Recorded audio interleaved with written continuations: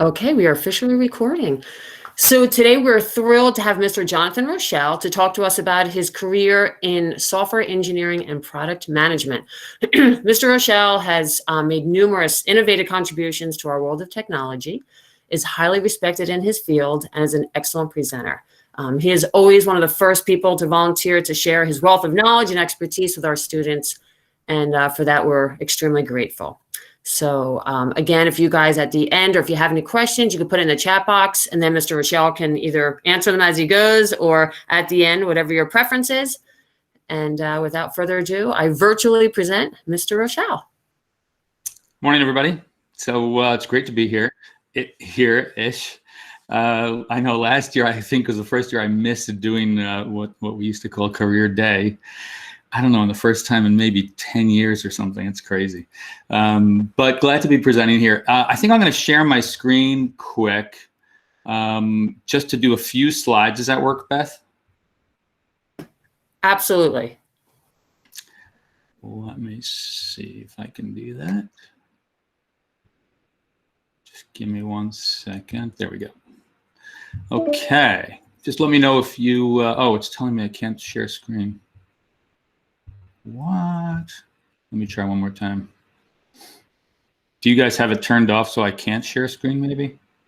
I'm just going to look and see. Let's see. Breakout rooms. Host controls. Share their screen. Let everyone. Yes, I'm going to try that. Did that work? Not yet. It's Okay. now it's got my present button off. Well, Oh, okay. Let me go back. I don't need to do it I can just talk through it. Has anybody else presented yet? Yes, they did not share a screen. Okay, so I'll just talk then, and we'll go. I'm sorry, because that would have been great. You always have great slides. Well, let me actually just turned on now. Let me just see if it works this time. Okay. I'll try one more time. Sure. No, it's not working. All right, let's not worry about it. So I want to talk about software engineering and product management. And so software engineering, it used to be called programming when I went to school. So I went to college for computer science. And I discovered computer science in high school and discovered I loved it. And that was actually quite lucky. I would imagine that most of you have not necessarily been convinced, okay, this is exactly what I want to do. And some of you might be, but I was definitely convinced. I wanted to be a programmer. I wanted to do computer science. And so I was lucky. I went to school for that. And I ended up becoming a product manager. I'm going to talk about that journey from software engineer to product manager. But product management is the career that I see myself in. That's what I do. But I think of myself as a software engineer. So I ended up doing product management in software for a software product company. So some of the products that I created, you probably use. A long time ago, I worked at a bank doing programming. That's when I graduated college. And then I ended up starting my own company and then spun off a second company. That second company we sold to Google, and that was back in 2005. And that company had a product. We developed a product that converted spreadsheets into web apps. So you could use your spreadsheet on the web. You could let other people use your spreadsheet on the web. And we sold that company and that product to Google to become Google Sheets. So if you've ever used Google Sheets, that's the product that we used to have, but it wasn't Google Sheets back then. We had a different product called Excel to Web. You can imagine why we called it that. It took Excel spreadsheets and moved them to the web. And we always thought, well, why do we even need Excel? Why don't we just create the spreadsheet on the web? And that's what Sheets became. So in 2005, we joined Google. We developed Google Sheets, the rest of it there, and launched in 2006. So then I went on to become the product management lead, the product manager of not just Sheets, but then we did Docs and Drive and Slides and Forms and Fonts and Drawing and Sites and all these other products. For about 8 years, I did that. And then in 2013, I decided to pivot a bit and start something else new, a couple of products that were new. And one of those is Google Classroom. So we started the Google Classroom effort in 2013. It was just literally me and one other product manager. We did research, figured out what would be the most useful thing for educators and for students, and focused on that, and created Google Classroom. So the Google Classroom app took a few years to become something that was quite large. And at the same time, we started a product called Jamboard. And Jamboard wasn't meant to be an education app. It was meant to be a collaboration app, basically a collaborative whiteboard. So we started that at the same time. So I had those two teams going on in tandem. And Jamboard is a product that still is today part of the Google Suite. So those are the products that I started developing. And I continued to develop products. I left Google last year to join a company called Zapier and was product lead there. They call it CPO, the Chief Product Officer there, and ended up leaving there after a year and now doing some of my own products. So developing some new things and doing a bunch of side gigs as well, which I always consider myself a product person. So no matter what I'm doing, I feel like I'm always creating products. So my path to this role, to this job, was starting with a Bachelor of Science in Computer Science. I went to SUNY Albany. It was a state school with a great technical program, computer science program, and then became a programmer, software engineer at JP Morgan, as I said. Started managing other programmers, and so became a leader there, of small teams. And then started making products on my own. This was when we started our own companies. So I then considered myself an entrepreneur, but still didn't think of myself as a product manager. In fact, I have to admit, I didn't even know what a product manager was. I didn't even know it was a role until I started talking to Google about the acquisition. And they said, oh yeah, what you are is a product manager. You are responsible, and I'll get into what that means, for that product. And so I became a product manager. Now, your path to product management could be very different. In other words, if it excites you to think, oh wow, it'd be really cool to own a product, to actually be responsible for the whole thing, it doesn't have to be the same path. Product management is a role that can take many shapes and directions into it. And usually it starts with something related to the product you're managing. So if you want to become, if you are into, I'll pick something a little crazy, but not that crazy, making soap. Right? You make soap as a hobby and you sell it as a craft on Etsy, and you think, wouldn't it be cool to be a product manager for Procter & Gamble and make niche soaps or something? You could do that. And the reason that you could probably do it is because you started as a soap maker. And so for me, I could be a product manager of a technical software product because I started as a software engineer. And so I understand the product. I understand what it takes to make it. And that's the important aspect of product management, is really understanding what it takes to create and manage that product. So when you think about products, you have to think about products pretty holistically. I always look at software and hardware products, but technical products as my products. But the product can be anything. Like I said, it could be soap. It could be another app. It could be something that's used in construction. It could be anything. It could be office supplies. It could be desks and furniture. It could be solar panels. But product management is a role that spreads across every industry, every product. And when you think about a product, you also have to think about what part of the product manager is responsible for. And it's not just the actual product. It's all the things that go into that product. So a product is not just the thing. So you think about the product. Let's use Google Classroom as the product. We have to worry as product managers about teaching people how to use the product. We need to make sure the documentation, the help pages, all those things are ready and there. We have to think about who we're targeting. Are we talking to teachers when we talk about Classroom? Are we talking to students? Are we talking to parents, administrators? So we have to know who we're selling to. Who's the product targeted at? The marketing, how do we sell it? What's the messaging we use? How do we position it in the market? Who are our competitors? We have to think about how to get the product out to people. How do we actually make sure they can get the product? And again, for software, it's actually quite easy. It's one of the things I loved about software. Online is an easy way to acquire things. And now even physical products are more, are easier to acquire. But it's hard to actually get the physical product to people. Product managers have to worry about that. They have to think about all those things. The terms of service, what legal liability are you taking on? What are you willing to take on? The pricing, the way it works with other things, the integration, the support that's provided. So all these things are what product managers have to worry about, think about, plan, and create teams to support. So what do I do as a product manager? So okay, that's great. What about my day-to-day? Like, what is it like? I'm basically identifying the problem we're solving. That's probably the most important thing. And when people ask me, well, what do product managers do? How do you start? You just create a product. You're looking for a problem that needs to be solved. And then you create a product that can solve that problem. So then you're defining the solution, defining that product, and basically identifying how it will solve those problems and for whom. Then you have to build a team that's going to actually create that product. That was what I did in my startup. I created a team to basically build this product, Excel to Web.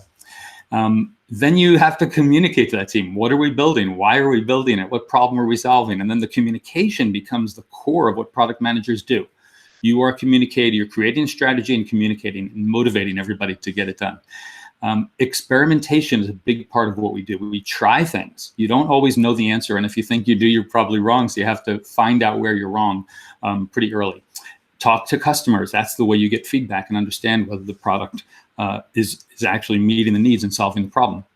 And then every day, this is really what I do as a product manager. I'm solving problems and making decisions. That's sort of how my day goes. It's like, well, what's not working or what needs to be done better?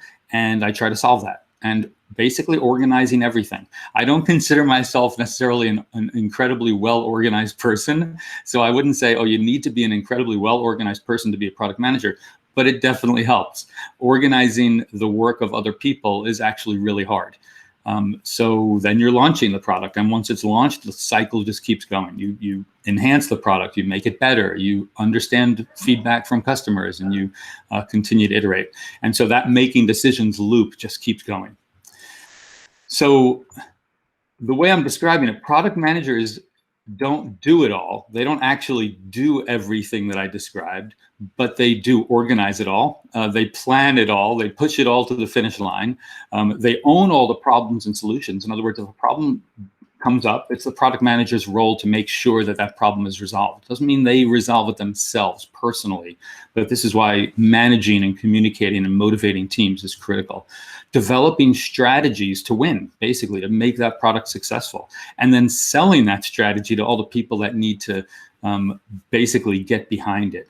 Now, when I was at Google, I was there for 14 years. I would say my number one skill that I had to use at critical points in my career were selling solutions to management. To be able to say to management, yes, we should do the font library. We should do Google Fonts. Why should we do Google Fonts, and why should I actually do it? I had to make a pitch to say, basically, I can't make docs better if I don't have a holistic way to create better fonts, right? We had 7 fonts in the beginning. We were stuck in a very old way to do fonts, basically. It was a really old system. And at Google, you get the opportunity to challenge big things. And so what I presented was not just, oh, we're going to solve this problem just for docs. I said, let's create the font library so that we solve the problem for everyone. We solve the problem for anyone that needs better fonts on the web.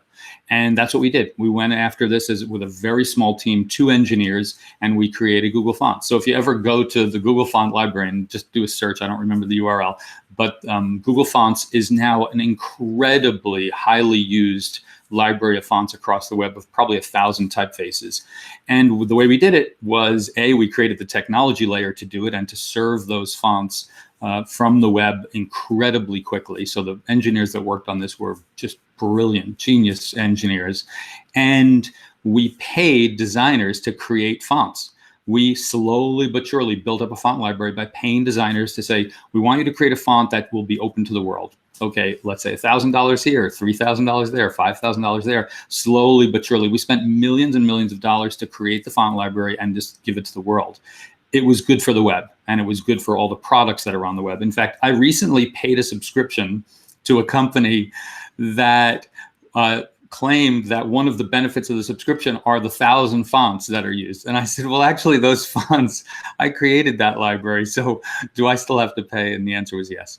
But they're using those free fonts to actually enhance their product that they then sell to others. So basically, as the product manager, you're getting the right people to do it all. And that font story is basically finding engineers that were going to do it and selling that solution to management to spend millions of dollars on fonts. And so selling is actually, internal selling usually, is a big deal. Now, as an entrepreneur, you're externally selling. You're trying to convince people to give you money to invest in your business idea that you're hoping will be successful. So when you hear the term VC, venture capital funds, they're basically investing in entrepreneurs to create products, and those entrepreneurs are selling them ideas. They're saying, hey, I think I can create this thing, and usually they have to prove it and they have to show something for it, but that's how the whole cycle works of entrepreneurship. So what kind of skills do you need to be a product manager? Number one is communication. I think communicating to people is probably the only way you can get the idea across, sell the idea, convince people that it's the right thing to do, to actually understand and communicate with customers to say, is this solving your problem? Is this idea for a solution potentially going to work even before you start development or creation of the product? So communication, I would put right at the top. Decision making is probably next. The ability to actually take a risk and make a decision and take in whatever information you need to make that decision and make it. Even if it's wrong, making it and finding out early is really important. And being willing to put, your neck on the line to make those decisions and to be the person that's on the spot doing that is quite critical. So problem solving and solution selling, are part of that as well. So making the decisions and solving problems. Next, I would say collaboration. Team building, motivation, working with other people. It's actually quite critical. Product managers never work alone. And while you might be at your desk a lot, you might, the day in the life of me as product manager definitely puts me at my desk often. I'm almost always writing emails, texting, having conference, video calls, doing all kinds of things with other people, creating plans that I'm going to share with other people, doing all things that ultimately motivate other people to get things done. With that, project planning is a big skill. Understanding how to manage a product and plan it. Using software development methodologies, things like Scrum or Agile, if you've ever heard of those, or anything that's newer than that. Things, staying on top of what methodologies help people create products faster. Research and data analysis is really important. Understanding, the first thing I'll ask somebody if they've got a product that they want to present to me is, okay, how many people use it? And how often do they use it? Do they use it all the time? How many people return to use it? How much market share do you have? Are you growing market share? Are you losing market share? How much does it cost you to win a customer? So customer acquisition costs, things like that. A lot of data. User experience design is another helpful skill. Even though you'll hire designers to actually do it, having some skill there. Same with marketing. Marketing is really important. Having some skill there. You don't necessarily become responsible for all your marketing unless you're the entrepreneur, but you want to know a little bit about marketing so you can have a good go-to-market plan. And there's more, but it's a very holistic role. It's a role that definitely covers a lot of ground. Education-wise, like I said, I think it depends on the industry. My requirement, literally at Google, I think maybe 98% of product managers at Google have technical degrees, went to school for something technical. And even if it wasn't software engineering, it might have been some other kind of engineering. And that's very typical for software companies. Other companies might not require that, but they might require some other skill, a design skill, or some kind of skill related to their product. I think a business degree is also something that's looked upon really highly for product managers, somebody that can actually understand how to analyze business opportunities, how to present financials, things like that. But ultimately, I think experience is probably more important than certifications. And this is, like, I would say the one message I would love to get across is if you like the idea of becoming a product manager, create a product. Create your own experience. In other words, you don't have to wait to get a job. Oh, I wish my resume looked better, but I can't get a job as a product manager. It's kind of a catch-22 because they want me to have experience. Well, create a product and you'll have experience. start a blog, start a YouTube channel, start a newsletter, create a physical product, create soap, do something that's going to give you a story, a real problem to solve, and stories to talk about how you manage that product. You created the brand, you created the advertising, you sold it, you packaged it, you mailed it, you did all the things that it took to create the product and manage that product and grow it, or fail. It doesn't, like, the key thing is you want to experiment, even if it means failure, if it means this thing didn't work, because that'll give you a story to talk about in an interview when you're looking for a role as a product manager. And failure and learning from that and recognizing the learning that you had from it is unbelievably impressive in an interview. The one thing I always look for in product managers is, have they taken on products, projects, initiatives of their own? Have they tried something? Have they experimented? And are they willing to admit failure, even if they can be humble about that? That's actually really important, to be able to recognize, oh, wow, I learned something really important from this. And so you'll be creating something, advertising it, growing it. It's really the best learning you can do. So I think I'll stop there. One other thing I'll just mention is there are so many related roles, right, to product management. I think I talked about a lot of them, but I'll just mention them, right? There's the engineer, the person that actually codes. So being the software engineer, I could have stayed in that. I don't think I was ever the best software engineer, but I loved it. But that's a really incredibly important role, being an engineer, and that would be somebody that works with the product manager. People that test software. So actually QA testing is a big role these days. Customer support. A customer support person gets very deeply involved and is probably the most important expert in the product. Sales, selling the product is super important. Marketing, learning how to market. These days, if you could learn how to use Facebook ads or Google AdWords or any of those tools, you are incredibly valuable to so many companies. They need to have people that know how to use these tools. Design, user experience design is big, and research, doing the actual research and data analysis. The product manager is usually in the center of all those roles, but those roles are all really quite important. So I'll stop there. Just in case there are questions, I'm happy to take questions for the last few minutes. First of all, thank you so much. As I mentioned, accomplished. You're looking at the face behind Google, all these products you guys are using. So when you go into Classroom next time, the person behind who created that. That's I'll pretty admit, I do get hate mail. It's always the students. Oh, that's funny. So yeah, so amazing presentation and your background, and we could listen to you all day. Any questions? If you guys want to put them in the chat, that would be great. And then I can, Mr. Rochelle can see them, or I can take a look. I have a quick question. Any advice you would give your younger self? Like, now you're where you are. If you were in high school now, any advice you would give yourself looking back?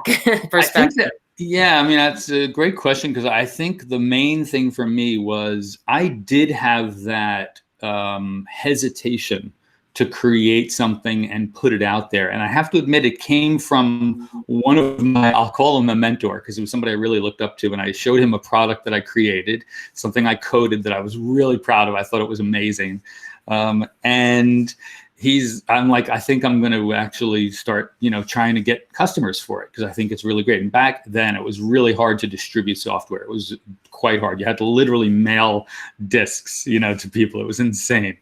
And so his view was like, don't do that. Like, that would be such a mistake, because then you have to support it. Who's going to support it? And you have a full-time job, unless you're ready to quit. And if you're going to quit, are you ready to be hungry? That kind of thing. And it really did kind of, I had fear, I was worried about doing it. So I didn't do it fast enough.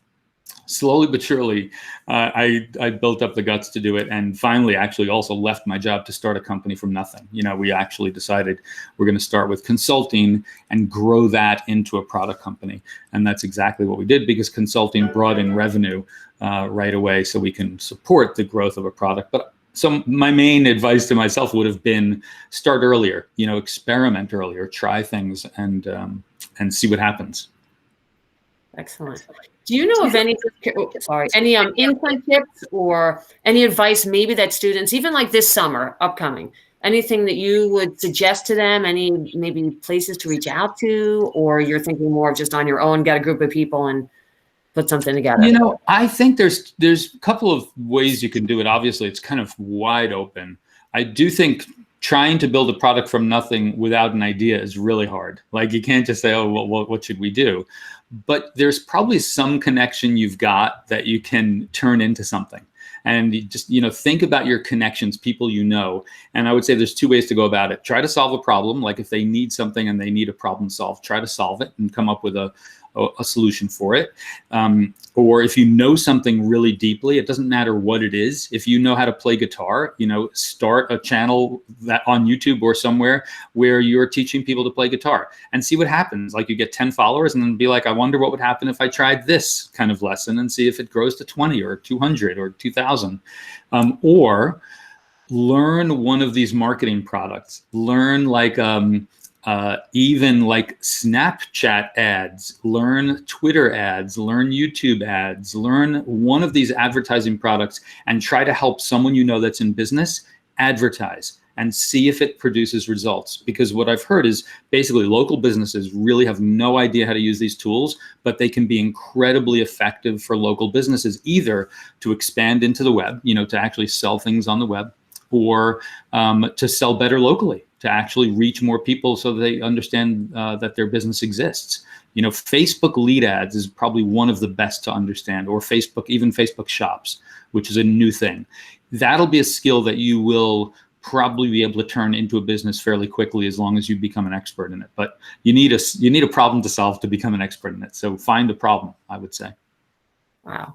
Oh, that's excellent. Wow. So all you guys, those who are listening and those who are listening to recording, I mean, that's fantastic advice. Things you could do on your own, start to educate yourself, and then go from there. And I think a couple of things that came out to me: patience. With Google Classroom, it sounds like it took years, but you had to be patient and work, through it, and then taking risks. And I think sometimes we become a little bit afraid to take those risks, but it sounds like that's all part of, the journey. So, I would say don't be afraid to take risks based on what you're saying, as well. So anyone else have any questions for Mr. Rochelle? I think everyone's in awe. Making it easy for me. Good. All right. So well, thanks for having me. Appreciate it. Thank you so much for your time. I really appreciate it. You bet. Have a great day, everyone. Take care, everybody. Take care. Bye-bye.